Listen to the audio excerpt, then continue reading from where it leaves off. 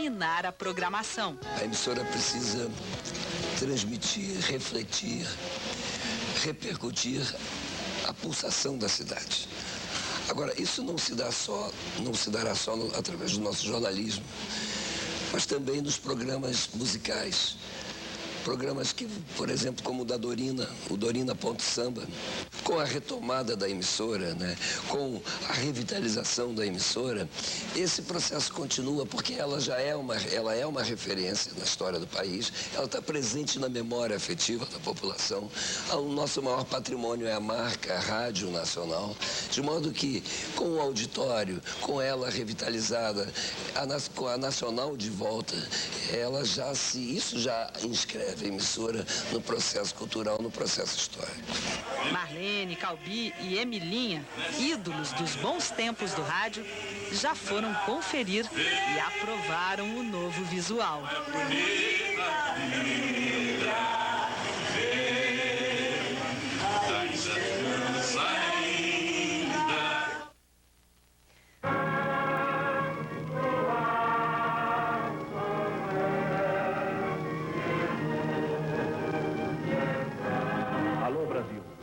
Esta é a PRG8, Rádio Nacional do Rio de Janeiro. Na década de 40, nenhuma outra emissora conseguia reunir tantos talentos em torno de seus microfones. E o resultado não podia ser outro. Milhões de aparelhos sintonizados do Amazonas ao Rio Grande do Sul. Se havia um local concorrido no Rio de Janeiro daquela época, esse local era o Auditório da Nacional.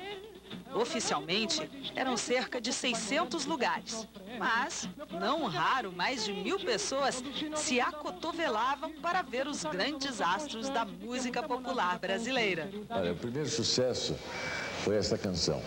Blue Gardenia, flor da recordação. Foi uma carreira muito bem produzida, muito bem feita. E eu, modéstia à parte, um ótimo aluno. Eu fazia exatamente o que meu padrinho pedia. Faz assim, canta isso. Cuidado, não olhe só para uma moça, olhe para todas. Esse detalhe é importante, né? Às vezes a gente estava paquerando uma menina ou outra. Ele dizia, não, olhe para todas iguais. Era uma atração atrás da outra. Sucessos inesquecíveis, como o programa César de Alencar. Prepara a mão, bate outra vez. Este programa pertence a você. Os maiores músicos da época também estavam na Nacional, fosse nos regionais, fosse nas orquestras. Eram Profônica. Começou como emissora privada e quase faliu. Foi estatizada pelo governo de Getúlio Vargas, que na iminência da Segunda Guerra sabia que precisaria de uma potente emissora em suas mãos. Mas, mesmo dentro de uma ditadura, a rádio era bem democrática e primava pelo profissionalismo.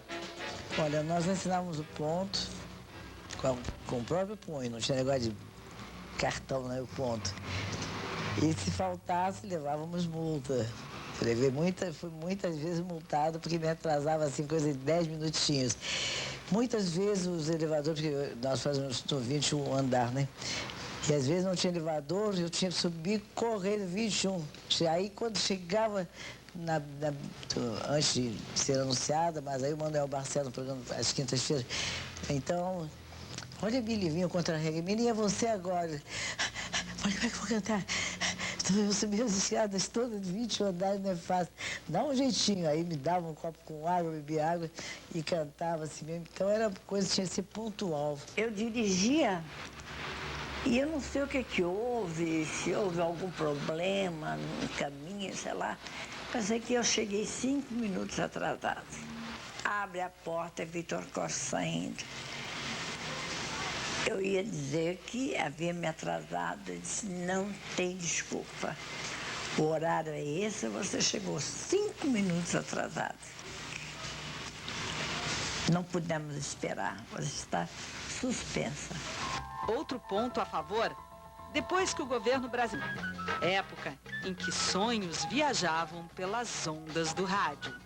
Foi um sonho, a fantasia, que as meninas gostavam mais. Nós éramos ídolos. Hoje é muito difícil você encontrar um ídolo em todo o Brasil do jeito que nós somos ainda. Quem viveu aquela época